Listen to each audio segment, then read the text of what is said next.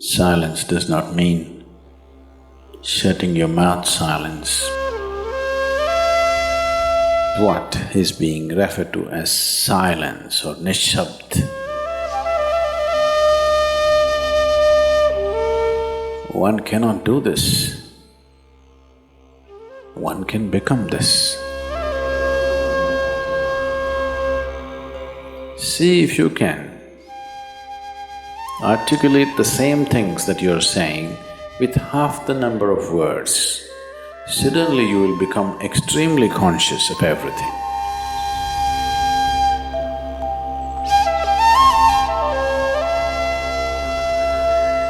The wind makes its own sound, so does the water.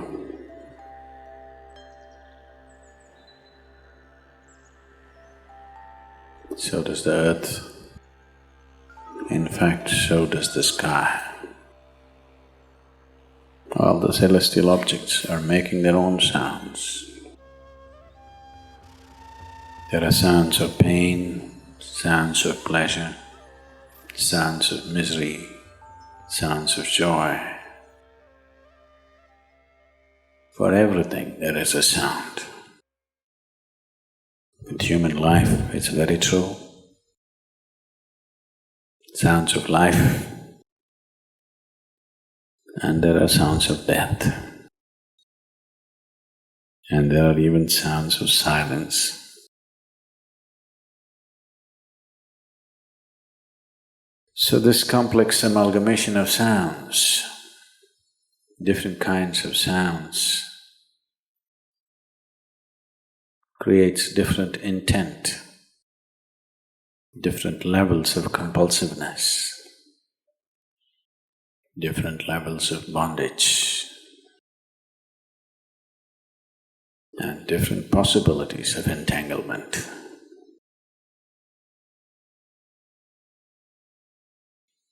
In all this, why one chooses to become silent? Silence is not a way of denying yourself life. It is not even about denying yourself articulation. Silence is about moving from compulsiveness to consciousness. All sounds represent different forms and different dimensions of compulsiveness. When one chooses to become conscious, not be entangled in the compulsive nature of the existence, he naturally chooses to become silent.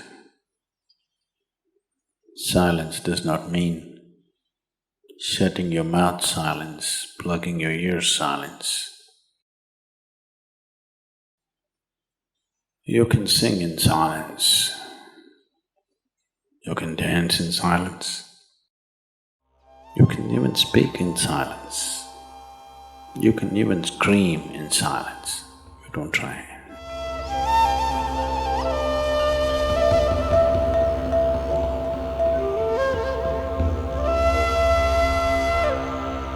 That does not mean when everybody is silent you scream. That is not screaming in silence.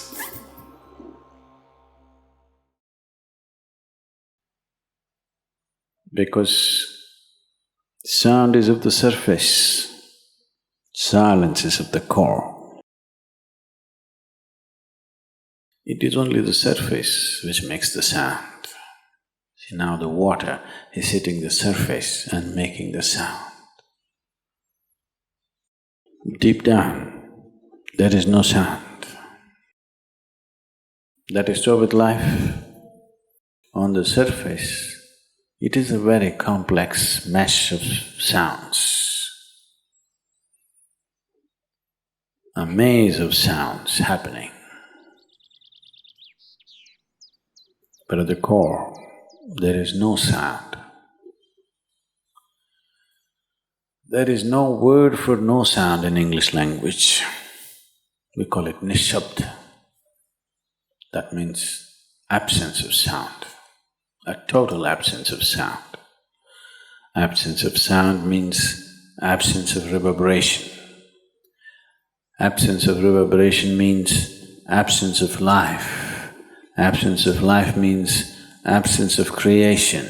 Absence of creation means absence of the Creator too. So a space which is beyond creation and Creator, a dimension which is beyond life and death, that is what is being referred to as silence or nishabd.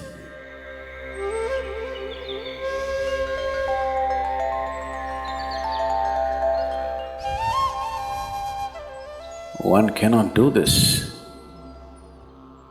One can become this.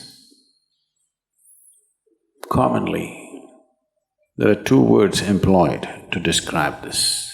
One is maun, that means you're practicing silence, you're not silent.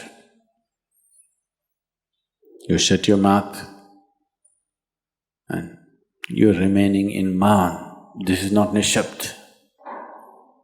Maun means you're practicing silence. If you're practicing something, obviously you're not that. Are you life or are you practicing life? I'm asking you. Are you life or are you practicing life? Practicing life? No, your life. Maybe not very well practiced, but your life. Similarly, there is a difference between practicing silence and becoming silence. Practicing silence starts as a certain restriction, but slowly, as one practices silence, one can possibly become silent. One can become silent in intense activity, but nobody can keep up intense activity forever. Moments of intense activity are only moments, nobody can sustain it. You'll expend yourself. Only if you can achieve it in inactivity, it is sustainable. If something is possible only in intense activity, it is never sustainable. In a very intense and ecstatic moment of singing, somebody may become or taste a moment of silence. But how long can you keep it up? Your throat will tear and your neighbors may kill you. Possible. So this possibility of coming to silence or becoming silent also means to become still, to become utterly still. Stillness can be achieved in so many ways. If you watch a snake, he's still. If you watch a tiger which is on a hunt, absolutely still, charged but still. These are all different dimensions of stillness practiced for survival. If a snake moves too often, he'll get killed. If a tiger does not know how to be still, he'll never get his food. These are all acts of survival. A human being, for survival, he has to be active. Only when his vision falls upon something which is beyond survival, then he will think of stillness. Then he will understand as he observes himself, as he notices the complexity of one's compulsions. He understands the only way to solve it is to become still. to train this body, to train this mind, to become still.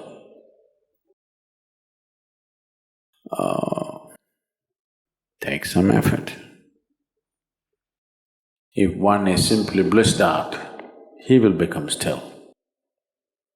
But otherwise, one has to work bit by bit, one has to work to bring this body to absolute stillness. Most people cannot hold their body in one place for any length of time. They're all the time in movement.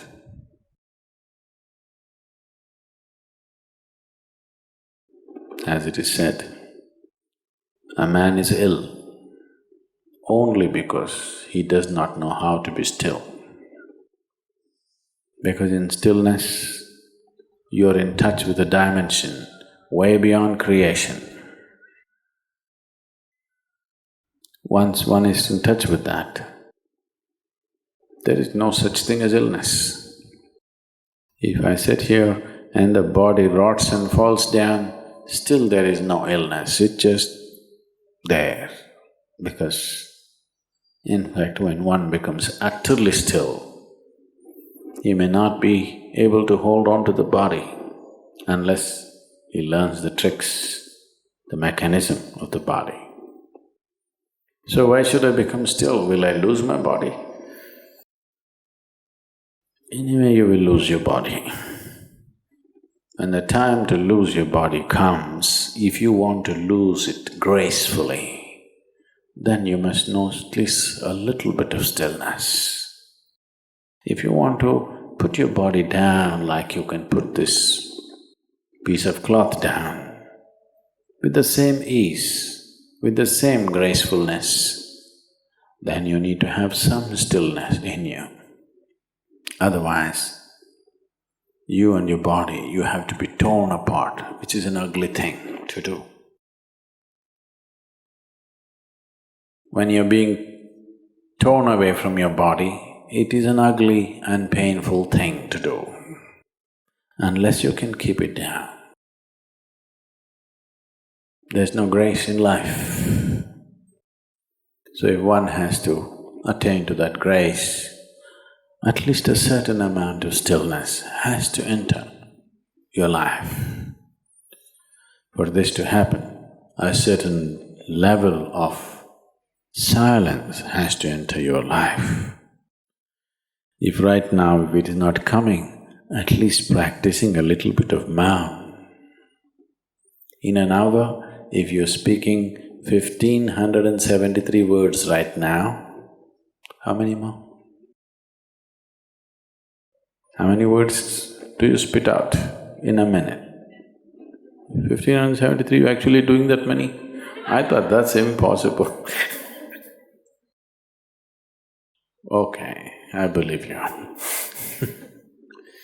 So whatever number you're doing, see if you can articulate the same things that you're saying with half the number of words. Suddenly you will become extremely conscious of everything. Right now, our oral diarrhea is happening. If you're doing 1573, it's diarrhea, okay.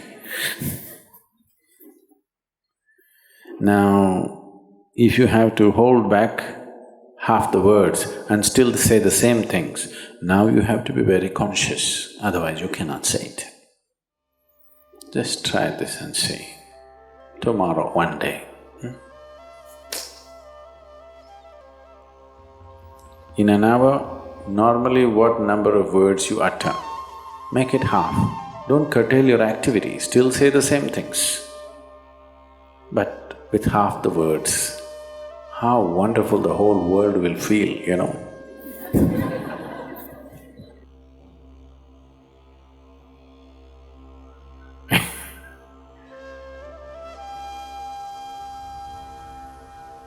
World will be a wonderful place, I'm telling you, tomorrow, if everybody does this.